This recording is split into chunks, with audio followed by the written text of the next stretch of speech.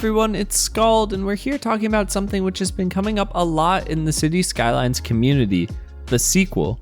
No, Paradox hasn't announced anything yet, but with these discussions becoming more prevalent in the community, I wanted to share some of my thoughts, my wish list if you will, for City Skylines 2.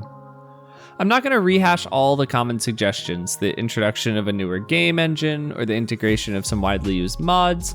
Instead, I want to explore a few systems that I think will enhance the gameplay loop of the City Skylines series by increasing the realism, strategic depth, and unique replayability, all while maintaining the same feel as the current game. What do I mean by this? City Skylines, in my opinion, has undergone a real transformation in its lifetime.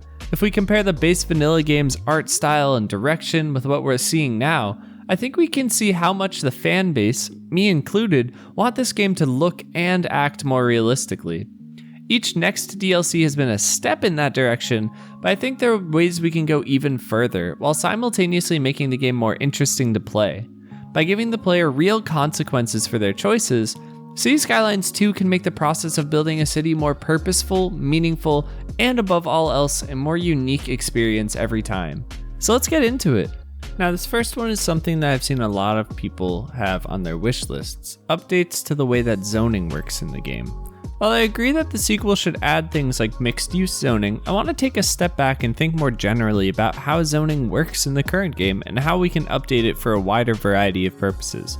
When we look at a city in the current game, there are two aspects of the zoning system that jump out to me right away as potentially limiting: density and height. In the current system, zones consist of a certain number of blocks and are differentiated between residential, commercial, office, and industry. In terms of building height, within residential and commercial we have the option for low density or high density, but that's not quite what it controls. These toggles let us choose the overall height limits of our buildings, but we end up missing a lot of the middle ground. We either have single family homes or soaring skyscrapers. Yes, a little bit can be done with policies, but it feels a little clunky. In terms of density, that is how close buildings are to one another, we can do a little bit ourselves by abstaining from zoning certain squares to spread out buildings, but we end up with awkward patches of unused land, which makes it harder to design, say, more rural communities in a way that feels cohesive. But how do we fix this? I want to borrow an idea from City Planner Plays in his video about a wishlist for City Skylines 2, in moving away from blocks of zones toward parcels of land. Plots which use up all the space in a given area. It would look something like this. I'll link his video so you can see his description of the system. But where he goes on to suggest a deeper zoning code system where you can decide setbacks and other things like that, I want to simplify it a little bit and allow zones to be made with our two aspects in mind, height and density. In my system, when I designate the zoning of an area, I can also decide how tall I want to let the buildings get, or how spread apart they are. I think it would feel pretty intuitive to do with sliders for those values.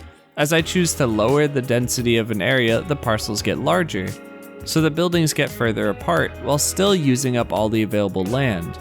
In this way, we can build neighborhoods that have more unique feels and hopefully look more like the ones we encounter in our everyday lives. At the same time, I also want to think about how the current game deals with sim wealth and happiness. The current system works in a pretty linear manner. To level up housing, I need to essentially increase the land value in an area. In essence, the optimal strategy in the game right now is to fully level up houses by maxing out the land value across the city. This doesn't feel very realistic, and I also don't think it's very fun. What we end up with is a lot of the city looking and feeling the same. Yes, we can do things to change that, but in the end, the way to get the most productive city is to fully level everything up. So how do we combat this? I want City Skylines 2 to have a more robust wealth mechanic to fix this a little bit. As it stands now, the relationship between Sims housing and their job is based almost entirely on their education and their proximity. This seems reasonable, except that it only works in one direction. Sims can live in any level of building regardless of what their job is.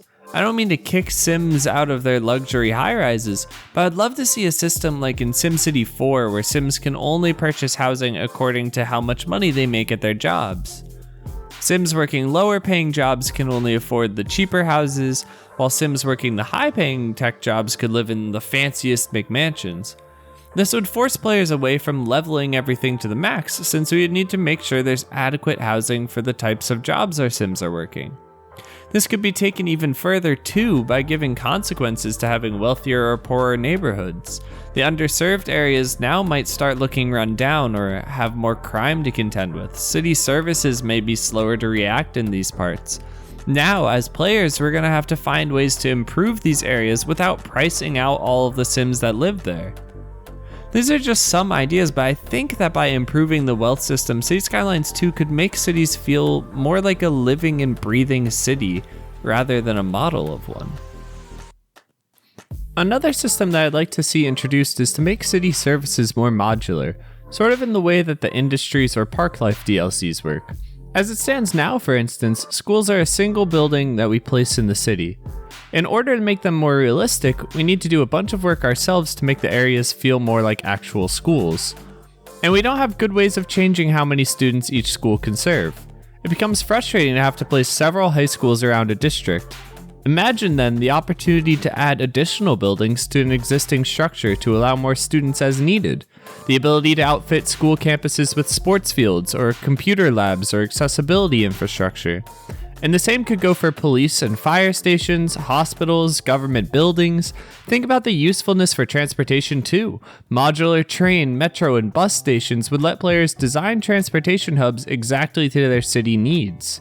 No longer would every town have identical infrastructure or downtowns relying on one-size-fits-all assets. City Skylines 2 could learn something here from the Transport Fever series, which has a modular station editor that is simultaneously intuitive and creative, as you see here.